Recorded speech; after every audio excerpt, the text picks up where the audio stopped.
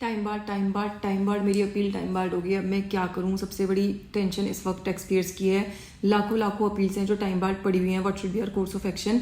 ऊपर से दिल्ली हाईकोर्ट का डिसीजन आ गया। दिल्ली हाईकोर्ट ने बोला कि भैया अब कॉन्डोनेशन आपको मिलना ही नहीं चाहिए। एक्चुअली में आपका बनता ही नहीं है condonation, because there is no statutory provision in the law. तो अब किसी को भी नहीं, उन्हें बहुत सारी अपील एक जगह बंच की, सबको मना कर दिया कि निकलो, अब किसी को भी नहीं मिलेगा।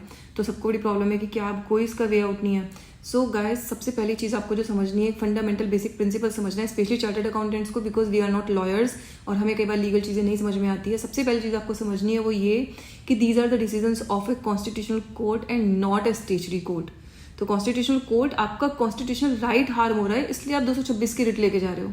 ठीक है, आप कोई वो लॉ के प्रोविजन को कोई उसकी इंटरप्रिटेशन ले डाउन नहीं कर रहे हैं, कोई रेशो ले डाउन नहीं करना है, फैक्ट बेसिस पे कर रहे हैं, पहली चीज़।